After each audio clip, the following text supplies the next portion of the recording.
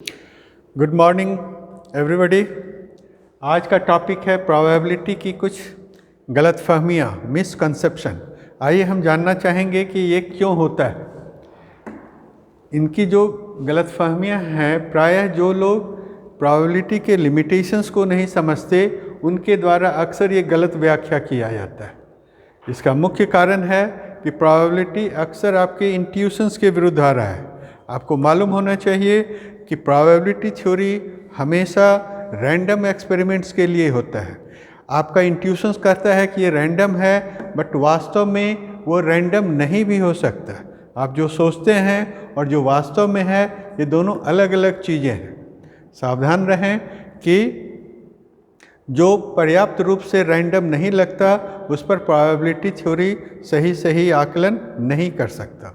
जब प्रोबेबिलिटी की बात आती है तो क्या वास्तविक है क्या नहीं है, ये जानने के लिए हम आपको दो उदाहरण के माध्यम से समझाना चाहते हैं। जस्ट सपोज करो कि हमें 1 से 10 तक कोई संख्या चुनना है।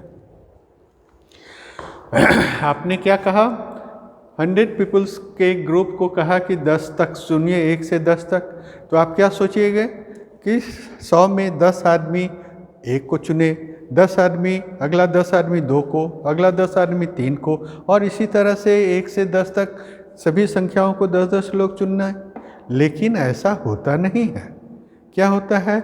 अधिकांश लोग इसमें से किसी खास संख्या को चुनते और उसकी तुलना में 3 या 7 रहता है।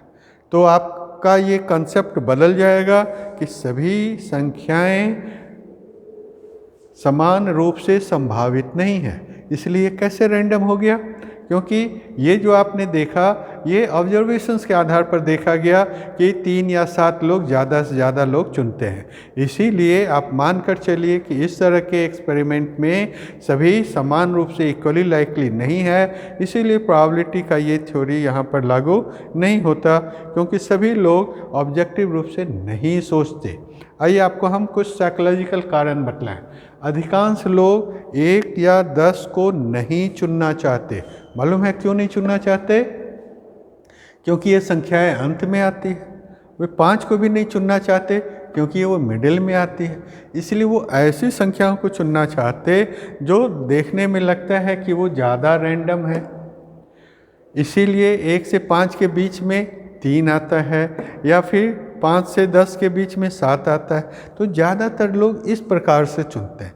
तो ये मैंने आपको एग्जाम्पल दिया कि जब आप 100 पीपल्स को आप देते हैं सभी को चुनने के लिए, तो उसके दिमाग में कुछ से कुछ चलता है जिसके कारण कि वो रैंडमली नहीं हो पाता। तो ये हमारे रिसर्च से पता चलता अच्छी तरह से काम नहीं करता। इसके लिए रैंडम होना जरूरी है, जहाँ प्रत्येक व्यक्तिगत परिणाम चयन के समान संभावना हो। यदि आप संख्याओं को एक टोपी में, एक हैट में 1 to 100 को आप डाल दीजिए, किसी एक को आप पिक कीजिए, तो वो हुआ एक रैंडम एक्सपेरिमेंट। न कि दिखला दीजिए कि 1 से 10 तक है, कोई भी आप चूज़ करो, तो वो रैंडम एक्सपेरिमेंट नहीं है। तो व्यूअर्स, मैंने एक एग्जांपल्स दिया कि जो देखने में लगता है कि रैंडम है, लेकिन वो वास्तव में रैंडम नहीं है। अगेन एक दूसरा एग्जाम्पल। जब कभी भी किसी भी काम को करने के लिए 2 ऑप्शंस हैं, तो हमेशा आपको लगता है कि 50-50 होना चाहिए। जिस तरह से कॉइन को टॉस करते हैं तो हेड आने की प्रोबेबिलिटी 1/2, टेल आने की प्रोबेबिलिटी 1/2। लेकिन ऐसा सोचना उचित नहीं है। यह 2 संभावित परिणामों वाली स्थिति तभी होगा जबकि दोनों निष्पक्ष सिक्के की तरह काम करें, लेकिन ये वास्तव में 50-50 नहीं हो पाता। अधिकांश छात्र, जब आप पूछेंगे कि किसी गेम में, फुटबॉल खेलने में कोई प्लेयर गोल पोस्ट के नज़दीक है, अच्छा बतलाओ कि वह गोल कर पाएगा कि नहीं, तो वहाँ पर 50-50 नहीं होता। रेदर आपको मालूम होना चाहिए कि goal percentage in the last events. और इस तरह से हम देखते हैं कि जो एक फेयर कॉइन होता है उसमें हेड और टेल आने की प्रोबेबिलिटी 50-50 है, लेकिन फुटबॉल गोल पोस्ट पे गोल बनाना एक सिक्के की तरह नहीं है, क्योंकि गोल करना या न करना बराबर संभावना नहीं रखता। इसलिए आप यह दावा नहीं कर सकते कि गोल बनाना सिक्के के उछालने जैसा है।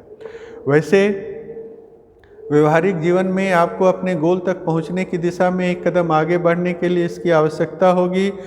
वैसे जगह पर जहां आपको निर्णय लेना है कि आगे बढ़ें या न बढ़ें, तो आप उसके प्रॉफिट एंड लॉस के बारे में देखिए, किस में आपको ज़्यादा संभावना नज़र आता है, आपको वही काम करना चाहिए। Thank you.